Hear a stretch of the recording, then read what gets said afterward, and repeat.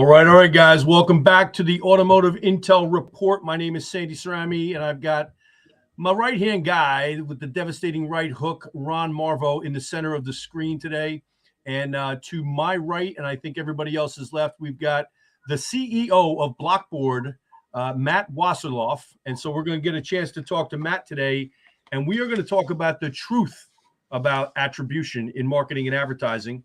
I'm excited to get to that. But, Matty, before we do that, we got to pay the bills over here at Sandy Cerami & Associates. And so this episode is sponsored by the good folks over at Priority Payments Local, the leading provider of merchant-focused payment processing and funding solutions in America. Their proprietary net zero platform helps businesses of all shapes, sizes, and industries reduce and even eliminate processing fees once and for all, saving clients 5, 6, even 7 figures every year. So whether you're a traditional brick and mortar business or an online e-commerce business, Priority Payments has a solution that is perfect for your business. Visit sandycerami.com/priority. That's sandycerami.com/priority to get your free analysis. And if they can't save you money on your business, I'll give you a free $100 gift card. Terms and conditions do apply.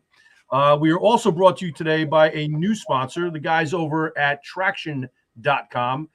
Traction.com, check them out, led by CEO, my man, Mr. Dave Boyle. And they are the future of automotive retail retention. They've got the silver bullet of service profitability. So check them out at Traction.com. In the meantime, Ron, you and I have been looking forward to this because we hung Yes, we have. with Mr. Wasserlauf, the Mr. Wasserlauf, down at Business Bourbon and Cigars a couple months back in Bonita Springs, Florida. Awesome event. Matty, I know you were right at home with a cigar in your hand and a cocktail in the other hand, but let's talk a little bit about an alligator in my hand and an alligator. You're right. That's right. Well, one rule we learned very quickly down there: only wrestle alligators that are smaller, a lot smaller than we are. Fair enough. That's a fact. Fair enough. All right. Well, let's talk a little bit about Matty, because Matty is truly. I'm gonna refer to him as, the original OG and godfather of video marketing on the internet. He was the first guy, really a true disruptor, because you were the first guy that put video marketing on the internet way back in sometime around 2000, if I'm not mistaken, when nobody else was thinking about it in the way that you were. So you're really a true visionary and a disruptor. You revolutionized advertising by enticing television advertisers to invest a portion of their marketing dollars online, which really had huge payoff. In 2020, iMedia Magazine recognized you as the recipient of the Conviction Award because of your unwavering and belief and conviction in the future of video beyond just pure TV. In 2004, you founded a company called Broadband Enterprises. It was the industry's first online video company, and you co-founded the mobile video platform Torrential in 2013. You recently sold Torrential to the television company ITN, which is the leading unwired broadcast network TV company out there. And in 2019, you launched your newest and arguably your most exciting venture, Blockboard, which is transforming the digital distribution of marketing and advertising on the internet.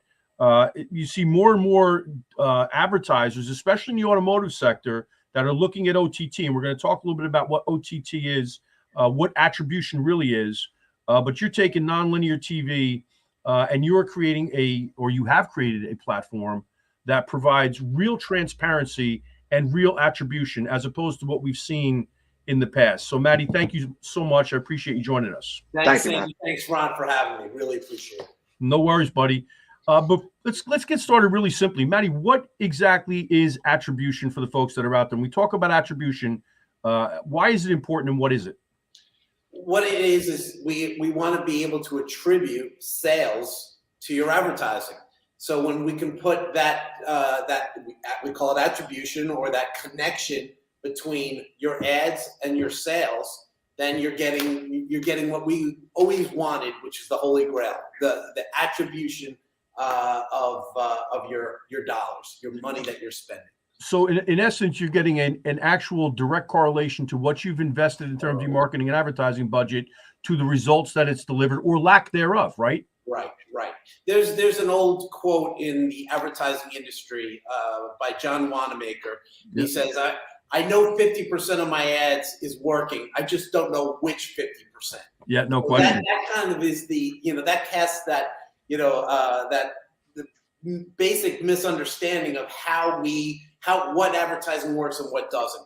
And Yep. so for all these years that we've been doing traditional advertising, we've grasped for this, and now we're there where Yep. we can finally associate what your spending is doing to drive your sales. And that's what we're doing with Attribution and at Blockboard. Let's talk about that a little bit more, Maddie, because one of the things that you enlightened me to was the fact that there are statistics that are being quote unquote attributed to the attribution rate of marketing and advertising, and a lot of businesses that are out there, specifically in automotive, we can talk about today, that aren't necessarily legit. Is that a fair statement to make? Very fair statement. Correct. So explain why for the audience so they understand that. Yeah, I have this book right here in front of me, Subprime Attention Crisis, written by Tim Huang. He's an adjunct professor at NYU. Mm-hmm. There is no shortage of literature out there that will tell you that there is a big problem in advertising, digital advertising. And it's coming from the biggest companies in the world in our space, the Googles, the Facebooks, the Trade Desks. They're just not running video advertising well. They're not running it properly. And we're trying to eliminate that waste. All of that money that's getting spent, that's being wasted, we are taking a real shot at building technology that eliminates waste. And that's what I'm really excited about. I might use a different word, but I'm going to refrain because I don't want to be sued by anybody from those companies you mentioned. But, I think there's also a problem with respect to them counting bots as views or as viewers. And I think what it does is it dilutes, obviously, the attribution rate. And most of the time that's not being revealed, if you will, to the ultimate advertiser, the person that's spending the money.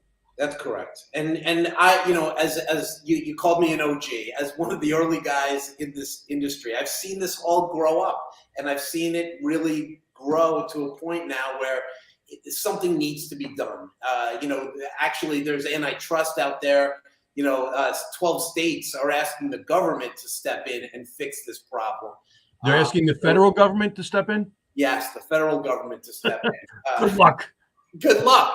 Right. Good luck. So guys like me are not waiting. We're not waiting around. Yeah. We're gonna fix it, and that's what drives me in every day. But it's now a $20 billion problem. It's a $20 billion problem. Yeah. And, I was excited, and I am excited that our industry has grown to become a $50 billion industry. Yep. Digital video advertising is now $50 billion.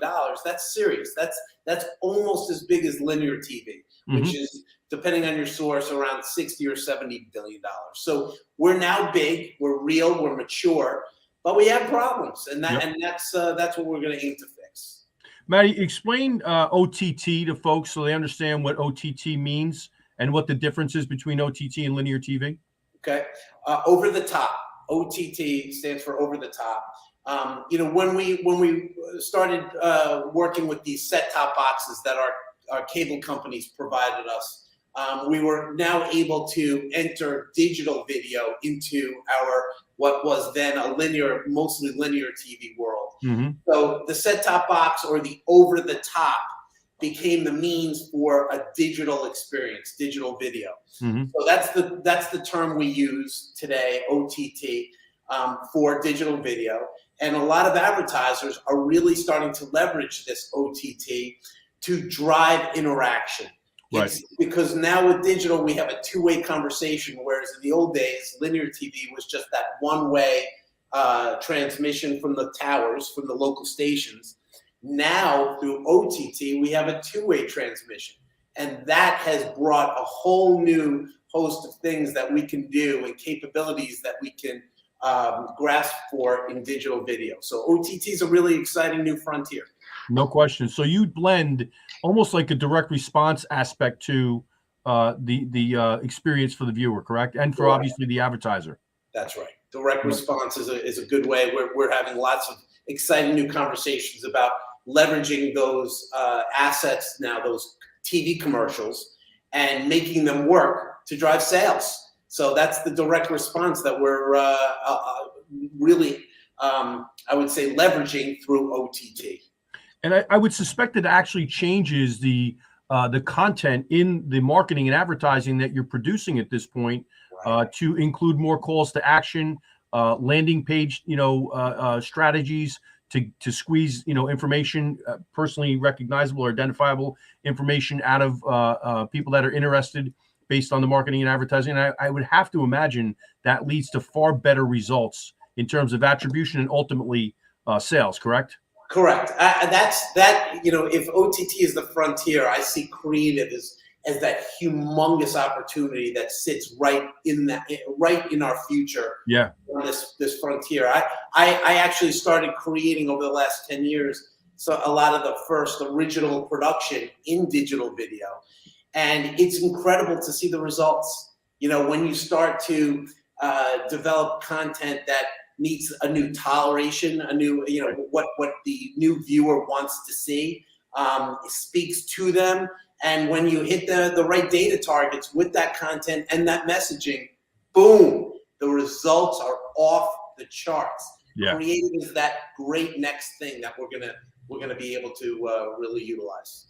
Yeah, I think it's the big challenge. A lot of times, we're sitting there as business owners and business leaders trying to figure out what is the creative that's going to unlock the potential for our product or our business. Right. And having the technology capabilities that you're talking about here with respect to Blockboard.com or myblockboard.com, and then blend it with the kind of creative that's going to elicit the kind of response that we're looking for. I think that you talk about the Holy Grail. That's the Holy Grail to me, is when you get those two pieces put together. That's the Holy Grail. I mean, I grew up, not only did I grow up in the TV business, actually as a kid, I grew up in the car business. My dad my dad was he sold classic cars and he had used cars. And I know that, my dad and so many others love being in those commercials. Yep. Can you imagine if now they can get in that creative and say, click now to sign up? Oh, they'd love it. Test drive. How awesome. I can think of a few people right now that would love the opportunity. But, that's the point. In other words, getting to a point where you've got the right kind of creative blended with the technology gives them the results that you're talking about right now. It's not just a matter of putting it out there and hoping it works. It's a matter of putting it out there with a very specific call to action, very specific type of creative, and delivering a real immediate connection between a prospective buyer and the person selling. That's right. That's right. And so that is the Holy Grail. We have so many campaigns that are running where we have customized the creative and the click-through rate. So just to give you a benchmark, the average click-through rate right now running across Google and Trade Desk is about 0.05%. Okay. Wow. 0.05%. Okay, that's the average click-through rate on video. When we run custom content, the click-through, we're averaging a 3.5% click-through. Holy cow. So I've seen it go up to 7 to 10% when you really nail it. Nail it. Wow. So I tell you, Maddie, that takes me back. I think of what the direct response TV, like I think I'm going to go HSN is like the first thing that I think of, right? Or as the as seen on TV type stuff with the Kubani crew. You get that kind of result, but on steroids is what I'm thinking. Correct? Yes, it's an exponent. I mean, it's incredible. And when they see the sales that associate with that click through rate, that it's nirvana. Then you're off to the heavens. I mean, and that's what drives me every day when I see my customers seeing the sales and the success that comes out of those efforts. It makes me really happy. I'm really enjoying it. Matt, to that point, when how does click-through rate really correlate to your ROAS, your return on ad spend, and how important is? Some people think that you got to spend a ton of money on the ad, and really it's more or less like you're saying, and we're talking about the creative. How important is it to nail down that creative, look at the data, and then assess your situation rather than go into it from the standpoint of, if I just throw more money behind the ad, I'm going to get more traction. That's not necessarily true, right? No, we keep the costs in check. I mean, we did this. We're going to debut this for the whole world next week at our upfront event. But we did this for 8 O'Clock Coffee. It's a 150-year-old brand. I recognize it's not automotive, but it's a 150-year-old coffee brand. And the guy, Mike Scalera, he wanted impact. He wanted sales. So we created a custom piece of content. We didn't spend a lot of money. I think the whole thing cost $10,000 to $15,000, and we 4x'd his ROAS. We 4x'd his ad spend. So this was driving them to store. This was not e-commerce. This was not on Amazon. This was driving them into the Stop and Shop to buy a bag of coffee.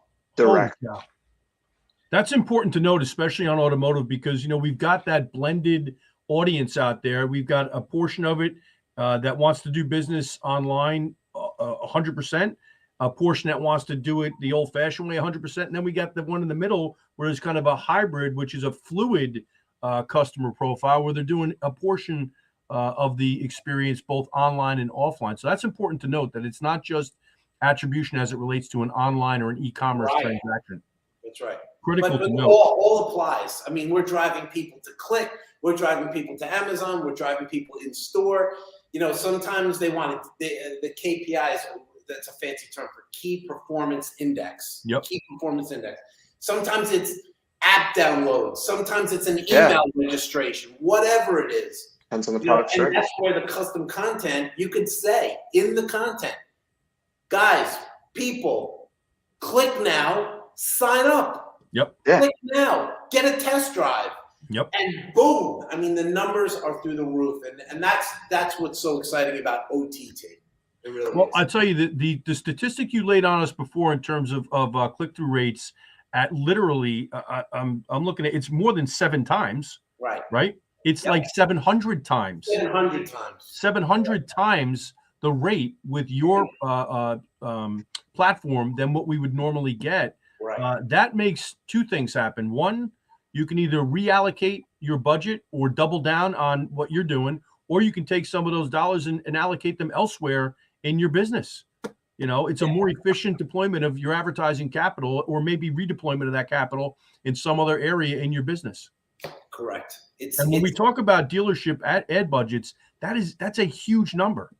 Yeah, no, I mean, it really is. And I know we've been doing a lot of things the same way for so long, and we get comfortable and we get set in our ways. And so I do understand. And like I said, my dad was in the business. All right. So, but this is such fertile ground. This is such a great new playground to really drive results and sales. You know, Matty, I'll tell you, it's funny because the first mover's advantage, that trailblazer's advantage, is real. You know, we've seen it play out so many times since, you know, the early to mid 90s when digital really started to gain some roots and some foothold in marketing and advertising and business commerce in general. Talk a little bit about blockchain, because Ron had a great question, you know, prior about blockchain and its impact and how it affects your business. Blockchain is the next platform, if you will, that I see the whole world migrating to. Some people call it Web3. I'm hearing that a lot now too. Yep. Web3, New internet, Web3. What I was captivated by is it's a public ledger. That's what the blockchain is. It's a public ledger. So it's transparent and it can reestablish trust. And that is what I saw that was lost in this digital video industry that I started. And so I was very excited about the potential of blockchain. So what I asked my team to do is rebuild the video marketplace on the blockchain. And my tech guys came back to me and said, Ethereum is the best system on the blockchain. That's the easiest to build on. The coin I know is called Ether, but we use Ron knows it. And and that's what we've done. We've rebuilt the entire video ecosystem on Ethereum, and now every impression that runs on our platform, guys, is fully transparent, and we're seeing the results from driving validated video on the blockchain. That is, and I think the flip side is true also, Matt. When something's not working, you know it, right? Like, so you're able to make adjustments and corrections fairly quickly and modify or adjust a content direction or strategy to address a lack of engagement. Is that a fair thing to say? Yeah, no, absolutely. Absolutely. Everything's in real time. We see everything in real time. Yeah. We can adjust in real time. So that's where we're getting that, I mentioned the click-through rates and the 4x ROAS. All of those great results come out of the ability to see that video distribution in real time and make those key adjustments. Mm-hmm. Matt, I'm not sure if this is, I don't know if we're at this point yet. So when I ask this question, just bear with me here. But the blockchain, obviously, that people, to summarize essentially, is that you're being able to make transactions on that Web3 area, right? So when you do the actual digital advertisement through the blockchain, is it something that they're able to do where it connects to, let's just say, their Facebook business suite, where they're actually putting up an ad set, let's just say on Facebook or Instagram? Because, when you do that, yes, you can select your target audience. Yes, you can select what demographics, things like that, but it's kind of a crapshoot a little bit. Right. Does the blockchain really allow more for the fine tuning of where your money is going when you're spending on the digital ad space? Is that what it is? Fair question, Ron, and you're probably, I would say, a year ahead of where we're going. Understood. We're going to skate to that puck, but right now, suffice it to say, we see everything. We can't necessarily target everything or drive or access all those data sets today, but we see everything. So we're seeing when the video runs on Facebook and we're seeing the results. We're just not directly connected into all those data sets yet. Got it. Matty, let's talk about a really incredible success story that you've recently experienced, because it happened when we were at Business Bourbon and Cigars. Right. A quick, cheap and shameless plug for Business Bourbon and Cigars. Number 4 coming up in Louisville in September. But you signed an exciting new client, or I shouldn't say signed it. You basically took a brand new client and had such incredible results. Talk a little bit about the Dexcom story, because I think it's worth mentioning. Yeah, Dexcom is a diabetes treatment, non-intrusive. So they're onto something really, really special at Dexcom. Mm-hmm. And they're promoting their product as they should. And so what we've done for Dexcom is we've become their top performance platform, and that includes not only on digital but also on linear TV. When you think about their target, they're trying to reach, that diabetic. We can do that better digitally than linear TV can. Sure. So we've not only proven that we're doing it well. We're now, because we're driving validated video, we're driving true performance for them. We've become their leading platform, and that all happened when we were together in Florida. Yeah. It comes out of a great agency in Cleveland called Marcus Thomas, and they have a lot of other accounts that we're now starting to run for them. And it's really been a game changer for our company at Blockboard. So and for them as well, obviously, because they stepped right up the minute they started to see the results. Can you speak to some of the statistics in terms of the results that they saw? Yeah, they were running with the majors, the YouTubes, the Googles, the trade desks, and their cost per sale was hovering around $10,000 per sale. It's an expensive, and there's a whole lifetime of when they get a customer, they're getting them for their life. Okay. And so there's obviously a lifetime value. Lifetime value there. Yep. So we took that 10,000 and we made it 2,000. So they got a humongous return on their spend. And that tells you what you need to know. I mean, we're doing all the things that the biggest companies in the world are not doing. Right. And so that's what gives us the confidence. Now, we've done that for many clients, but not on the scale of Dexcom. Right. And Maddie, if so, for the dealers that are out there and the businesses that are out there, automotive related, that are using, Google and the other providers that are out there, Trade Desk, and running ads or through their platforms, how would they go about comparing and contrasting so they can take a look at you as an alternative? Is that something they would go to their advertising agency and start asking questions about? Is that how would that work? Would they call you directly? Yeah. So you're saying for the dealers that If the dealer said, geez, if I could cut 80% of the fat out of my advertising budget right now and still get the same result or better, I'm in, or I'll double down on what I'm investing. Yeah, no, we are a national sales force. We're working with Seguin Chevrolet down in Austin, Texas, and we have a terrific seller down there, Mark Janong. So I'm happy about that. We would love to be working with more of you, the dealers out there. Sure. So beyond our national sales force, we finally relaunched our website at myblockboard.com. So we're taking inquiries there. And I'm joining you at your events. Yeah, it's that's our job. This is a marketing challenge because we've already proven that this platform is supreme. It's the best in the world. So we got to get out there with our marketing and our sales, and hopefully talk to anyone who's interested in really driving that kind of efficiency and those results. Mm-hmm. Yeah, no, I hear you. And a lot of times, as you know, with something that's first out of the gate, it's a matter of people knowing who you are, knowing exactly how you can benefit them as a client, and then ultimately how to get in touch with you. And so I think it's a bit of an education process, like anything else that comes out that's new, that's really leading edge. When you take a look at starting to work with a new client, is there usually a period initially that is kind of the let's feel it out, let's figure a few things out? Is there a 60, 90-day period where you say we've got to kind of touch the dials a little bit and figure out the right mix in terms of where we put it and how we do it?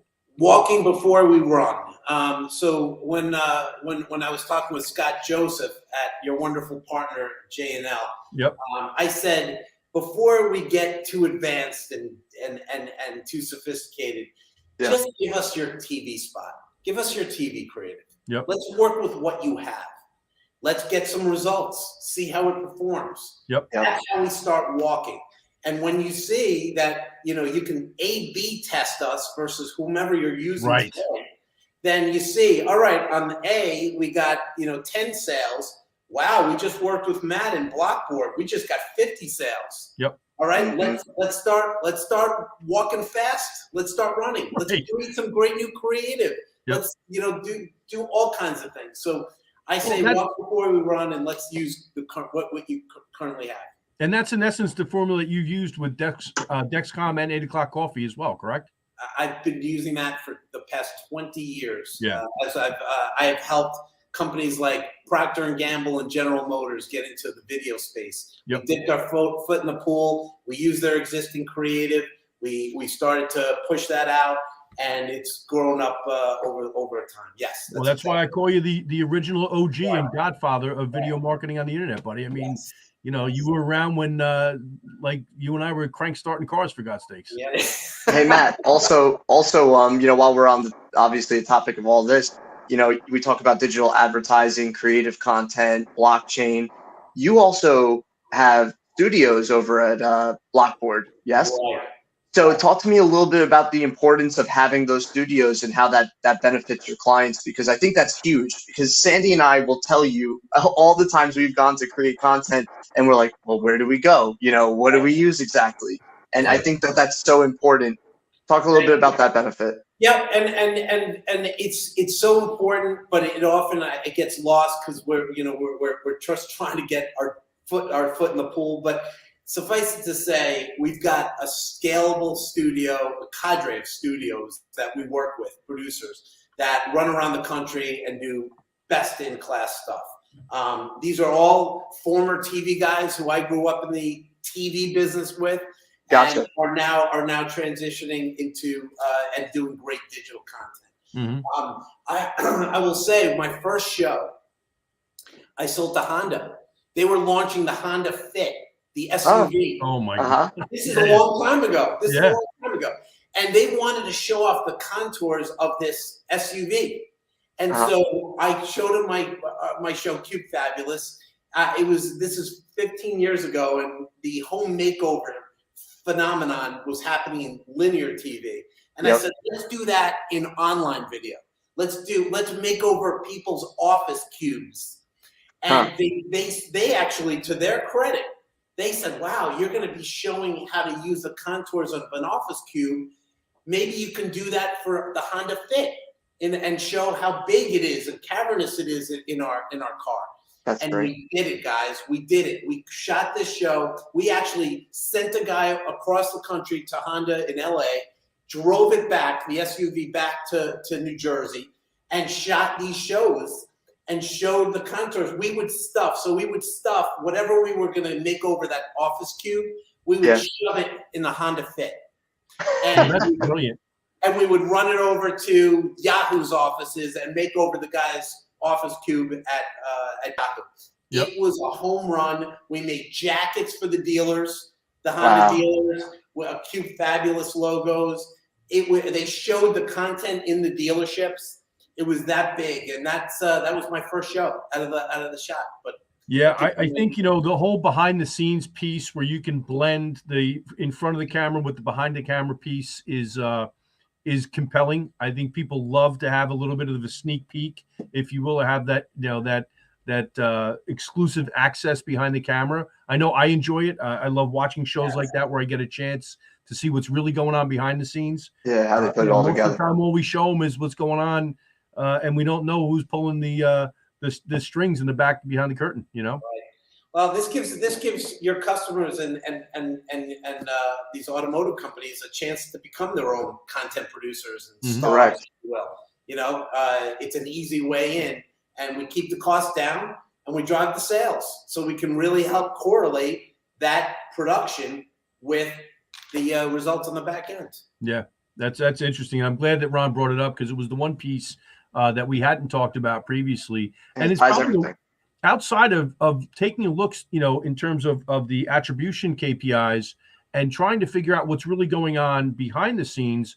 When you talk about studio production or content production, that can be the other thing that gets people to the point where they're paralyzed and aren't quite sure what to do because, as you know, people are terrified to make mistakes.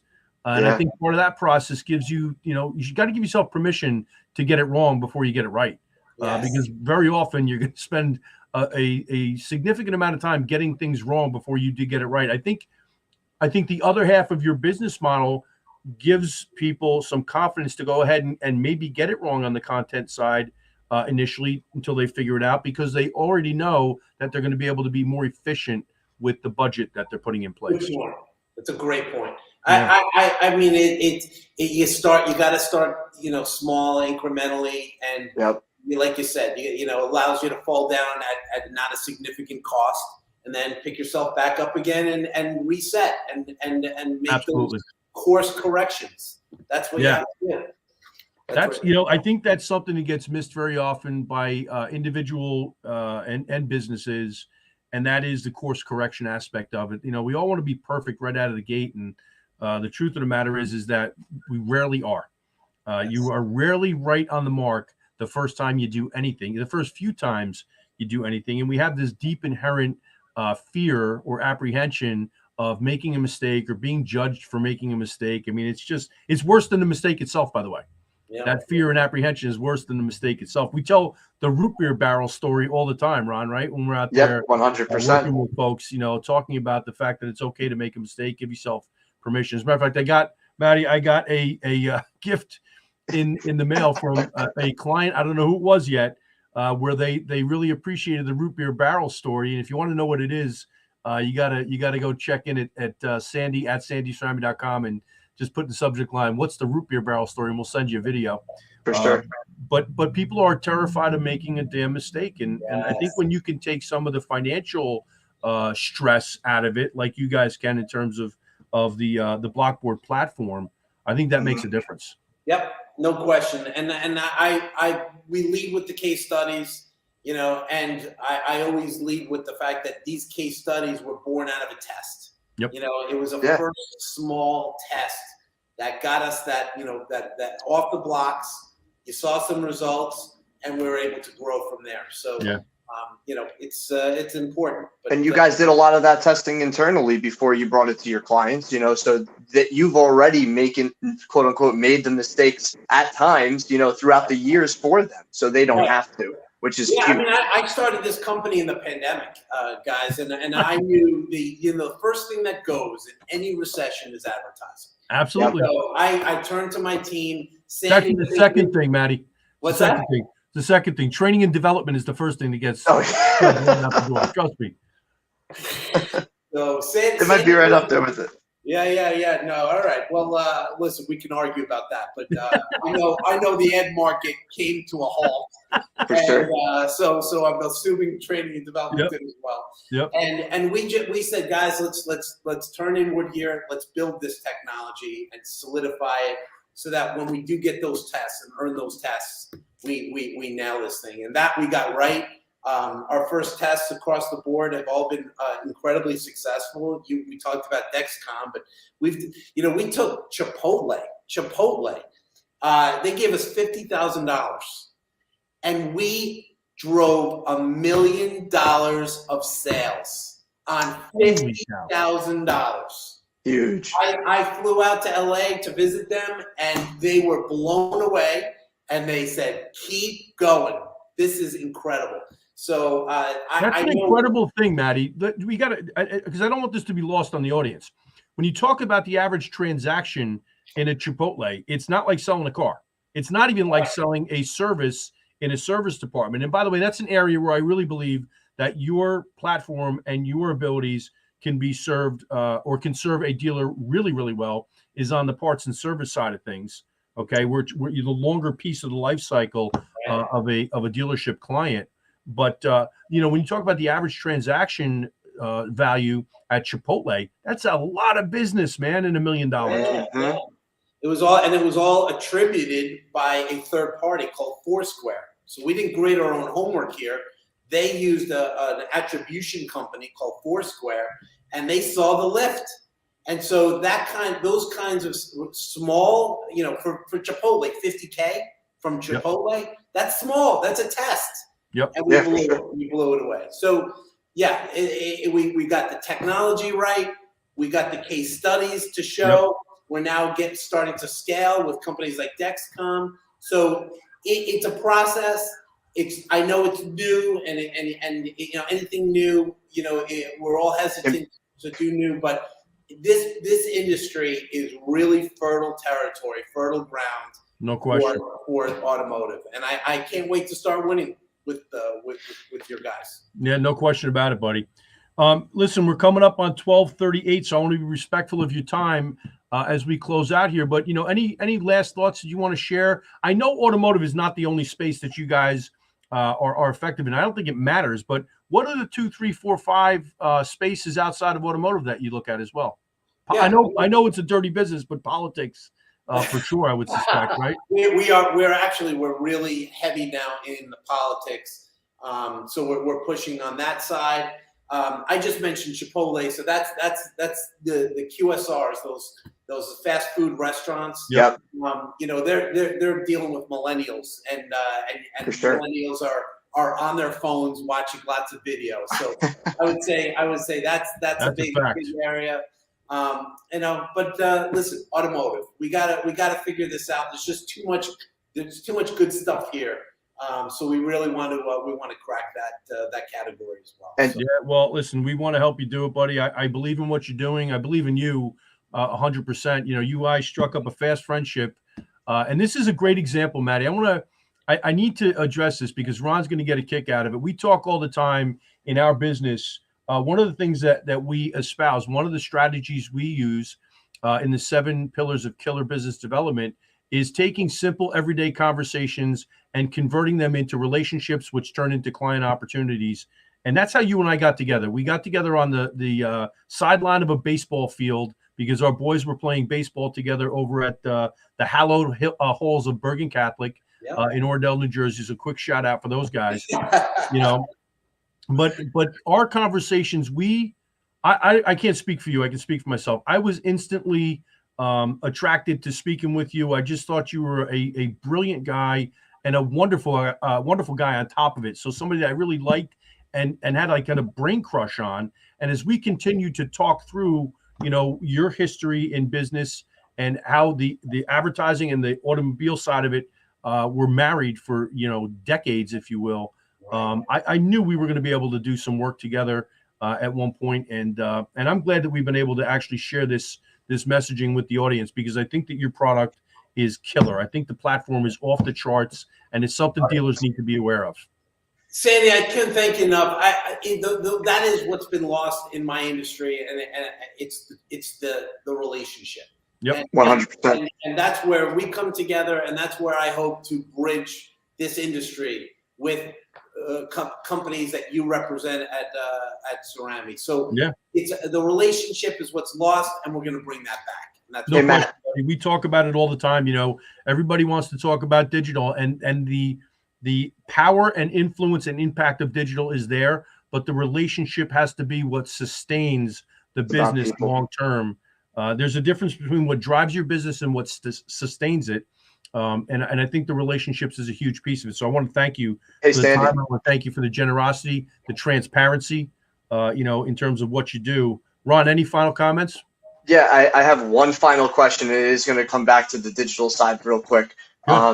In your opinion, Matt, because I want to know yours, being your experience, where do you see interactive ads going in terms of the next 1 to 3 years and beyond? Because we saw what Coinbase did with like the QR code during the Super Bowl, and I know that probably you were like, "Whoa, that's awesome."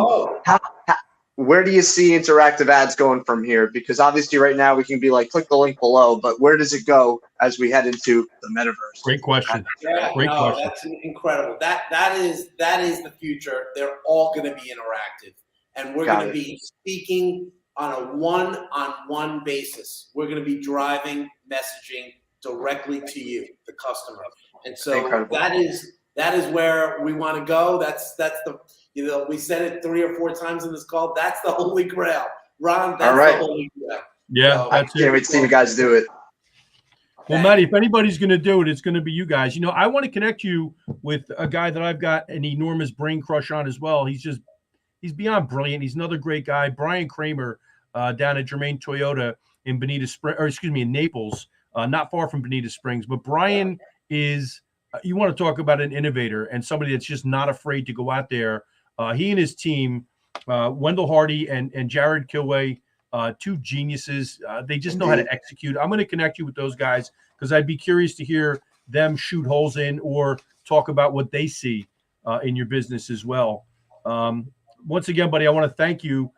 Make sure everybody out there, please make sure you follow both Ron and I, as well as Matt, on all the platforms that are out there, whether it's LinkedIn, Facebook, Instagram, YouTube, Clubhouse, Snapchat, TikTok. I mean, I'm not on all of them. I'm an OG too, Matty.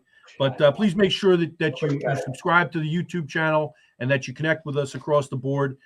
Please visit sandycerami.com for any recruiting, training, and profitability solutions that you are looking for. We've got some great solutions out there. Today's interview is produced and distributed by Sandy Cerami & Associates. When you don't know who to call or what to do, that's when our phone usually rings or our inbox dings.